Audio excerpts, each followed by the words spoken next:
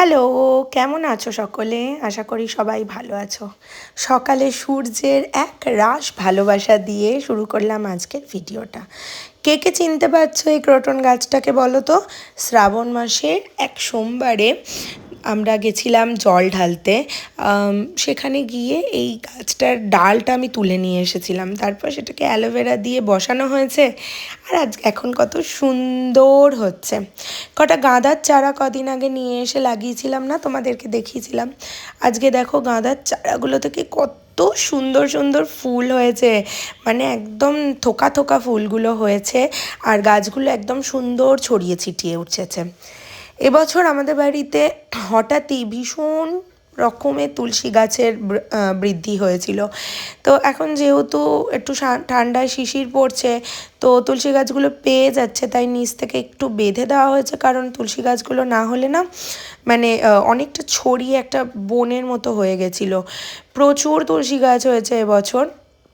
দেখো এখনও অল্প কিছু পাতা রয়েছে, বেশিরভাগটাই শুকিয়ে যাচ্ছে আস্তে আস্তে। আর এই দেখো, এই হচ্ছে আমাদের বাড়িতে মানে এই আসমানি লঙ্কা। আমি কিন্তু এই বছরই প্রথম জানলাম যে এরকমও কোনো লঙ্কা হয় যেটা আর কি ওপর দিকে তাকিয়ে থাকে, তো তার জন্য তার নাম আসমানি লঙ্কা। অ্যালোভেরা রয়েছে আমাদের এই ছোট্ট একটা জায়গার ওইখানে, দেখতে পাচ্ছ ওখানে আমি একটা স্থলপদ্ম লাগিয়েছি। এটা কিন্তু হলুদ পদ্ম।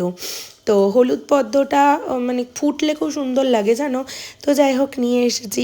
আজকে মেয়ে রয়েছে, তাই ওকে আজকে একটা গানের রেকর্ড করছিলাম। গানটা তো বলা যাবে না, সেটা তোমরা ওর চ্যানেল আরাধ্যাস ওয়ার্ল্ড 2018 গিয়ে অবশ্যই দেখবে। কিন্তু নাচ যতটা ইম্পর্টেন্ট, নাচের মেকআপও ততটা ইম্পর্টেন্ট। আর সব থেকে ইম্পর্টেন্ট কী জানো, এই যে ছোট্ট ছোট্ট বাচ্চাদের মুখের ওপর আমরা মেকআপ করি, সেই মেকআপগুলোকে সঠিকভাবে তুলে ফেলাটা। কারণ ওরা তো খুব ছোট, ওদের স্কিনের ওপরে কিন্তু এই মেকআপগুলো যত থাকবে, এগুলো কিন্তু ওদের ক্ষতিই করবে। তো আজকে তোমাদের দেখাবো কিভাবে আমি ওর মুখ থেকে মেকআপগুলো তুলি নাচের পর। তো এখানে আমি নিয়েছি একটা গার্নিয়ার মিসেলিন ওয়াটার। মিসেলিন ওয়াটার ভীষণ ভালো মানে মেকআপ রিমুভের জন্য। তোমাদের কাছে যদি মিসেলিন ওয়াটার না থাকে, তোমরা তার বদলে নারকোল তেল বা জনসন বেবি অয়েল দুটোই ইউজ করতে পারো। আর যদি তোমাদের বাচ্চা 5 বছরের নিচে হয়, তাহলে মিসেলিন ওয়াটার ইউজ করবে না অবশ্যই। জাস্ট দেখো, এখানে আমি ওর চোখের মেকআপটা জাস্ট একটা দুটো স্ট্রোকেই কিন্তু পুরো রিমুভ হয়ে গেছে। এতটাই এটা সুন্দরভাবে কাজ করে।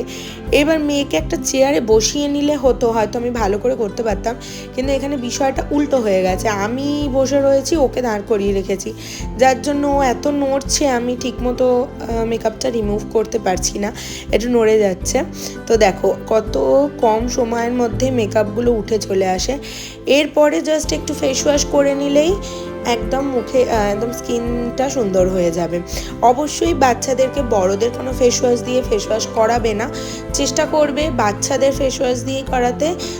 যেমন আমি ওকে মামা আর্থের বেবি ফেস ওয়াশটা এখনও ইউজ করি ওর জন্য। তো তোমরা চাইলে সেটা ইউজ করতে পারো, ওটা আমি অনেক দিন ধরে ইউজ করছি, ভীষণ ভালো। আরেকটা কথা বলে দিই তোমাদের, যখন কাজল রিমুভ করবে তখন চেষ্টা করবে যে আউটার লেয়ারের যে কাজলটা আছে শুধু সেটাই মিসেলিন ওয়াটার দিয়ে ক্লিন করতে। কারণ যে ইনার লেয়ারের কাজলটা তোমরা যদি মিসেলিন ওয়াটার দিয়ে তোলো, বাচ্চার কিন্তু ইনফেকশন হয়ে যেতে পারে।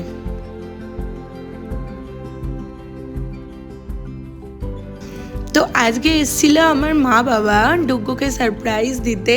এখন ডুগ্গু ঘুমাচ্ছে এখানে, আর আমার বাবা এসে জাস্ট পাশে শুয়ে পড়েছে। তো আমার বাবা এমনি খুব একটা আসতে চায় না অফিসের জন্য, তো এবার এসছে। তো দেখো বদমাশি করছে, দেখো কেমন, মানে একটু বাদেই বুঝে গেছে যে ও বাবু এসছে। দেখো দেখো নাটকটা দেখো, নাটকটা দেখো। বলছে আমি কি স্বপ্ন দেখছি, মানে একদম পুরো ফিল্মি হিরোইন হয়ে গেছে আমার মেয়ে।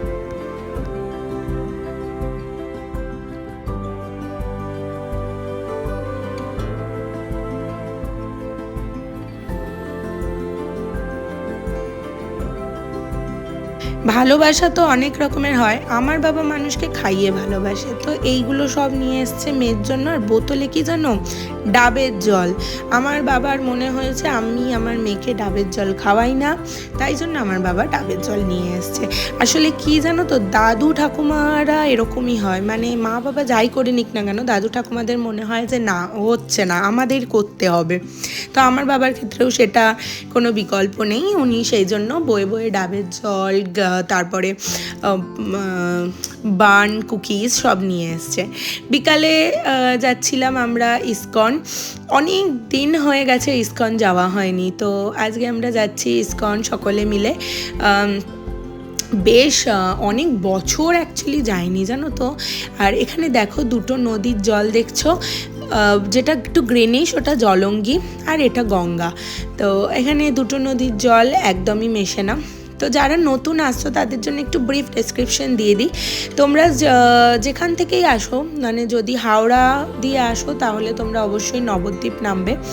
নেমে তোমরা ওখান থেকে নবদ্বীপ হোক বিষ্ণুপ্রিয়া হোক নামবে, নেমে সেখান থেকে চলে আসবে তোমরা অটো করে বয়ালঘাট থেকে লঞ্চের টিকিট নেবে বা নৌকার টিকিট নেবে। লঞ্চ 10 রুপিস আর নৌকা 5 টাকা।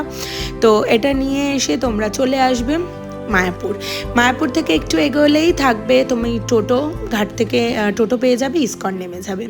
তো ইসকনে এসে আজকে আমরা প্রথম যে কাজটা করেছি, দেখলাম যে নতুন যে মন্দিরটা তৈরি হচ্ছে সেই মন্দিরটা ভেতরে জাস্ট মানে দেখতে দিচ্ছে, ওটা এখনো ইনকমপ্লিট বাট দেখতে দিচ্ছে। তো আমরা টিকিট কেটে নিলাম। এই দেখো এটা হচ্ছে সেই নতুন মন্দিরটা, ঠাকুর এখনও শিফট হয়নি। তো এরা কি করছে, প্রত্যেক 30 মিনিটস বা মিনিটসে একটা করে ব্যাচ ভেতরে ঢোকাচ্ছে, সঙ্গে করে একটা গাইড আর একটা সিকিউরিটি যাচ্ছে, কারণ এখনও ভেতরে কাজ চলছে। 50 রুপিস পার হেড নিচ্ছে প্রত্যেকের জন্য।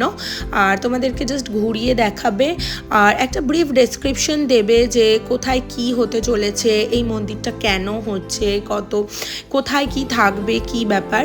তো এই জাস্ট ডেসক্রিপশনগুলোই দেবে। নাও ইটস ইওর চয়েস, তোমরা ভেতরে যেতে চাও এই মুহূর্তে নাকি তোমরা তৈরি হওয়ার পর একেবারে যাবে। 2027-এর এন্ডিংয়ে এটা তৈরি হয়ে যাবে এরকম ওনারা বলছেন। এখন এই মুহূর্তে যেটা কমপ্লিট হয়ে গেছে সেটা হচ্ছে নরসিংহদেবের মন্দির, যে সিংহাসনটা সেই পোর্শনটা কমপ্লিট হয়ে গেছে। আর এটা হচ্ছে মেন মন্দিরের ডোমটা। তো এখানে ভেতরে তোমার যে আমাদের যে 7টা লেয়ার অফ ওয়ার্ল্ড আছে, আমরা মর্তে রয়েছি, আমাদের নিচে 7টা, ওপরে 7টা লেয়ার আছে। তো সেই ওপরে 7টা লেয়ারকে দেখানোর জন্য এখানে করা হয়েছে। আর এটা দেখছো, এইটা অ্যাকচুয়ালি নরসিংহদেবের মন্দির এটা হবে। এবার ঠাকুর নতুন করে কিছু হচ্ছে না, যেটা পুরনো মন্দিরে আমাদের যে ঠাকুরগুলো রয়েছে না, রাধা কৃষ্ণ রয়েছে সব কিছু, সেগুলোই থাকবে। এখানে মেন মন্দিরের বাইরে দুপাশে জয় আর বিজয় রয়েছে, যারা ভগবান বিষ্ণুর কে পাহারা দেয়। আর এনার মুখ থেকে শুনে নাও কি বলতে চাইছেন। পরম্পরা বৈষ্ণব আচার্যগণকে স্থাপনা করা হবে। মিডিল সিংহাসনে থাকবে মহাপ্রভু পঞ্চতত্ত্ব মাঝখানে, রাইট সাইড ডান দিকে থাকবে শ্রী শ্রী রাধা মাধব অষ্টসখী, ডান দিকে। নতুন করে তো শুনলে তো তোমরা কে কে কোথায় কোথায় থাকবে। তো অবশ্যই কিন্তু চলে আসবে মন্দির তৈরি হয়ে যাওয়ার পর। আর জাস্ট দেখো ওপর থেকে ভিউটা কীরকম দেখতে লাগছে। ওপর থেকে মানে ওপর আমার খুব ভালো লাগে, আমি এমনিও কোনো টপ ফ্লোরে থাকতে ভীষণ পছন্দ করি। যখন আমরা কোয়ার্টারে থাকতাম I prefer the top floor. তো এখান থেকে বেরোনোর পর সবাই মিলে চলে গেছিলাম আমরা গোবিন্দাসে। গোবিন্দা হচ্ছে ইসকনের ভেতরের রেস্টুরেন্ট একটা, লিটল কস্টলি কিন্তু খাবার খুব ভালো। তুমি যদি নিরামিষের মধ্যে বিভিন্ন রকমের ভ্যারাইটি চাও তো you must come to Govindas, কারণ গোবিন্দাসটা খুব ভালো অপশন সেক্ষেত্রে। তো আমরা গোবিন্দাসে গেছিলাম সবাই মিলে, তারপরে ওখানে খাওয়া দাওয়া করেছি, ব্যাস তারপর বাড়ি। তো চলো আজকের মতো আসি, ভালো লাগলে লাইক আর সাবস্ক্রাইব করে দিও।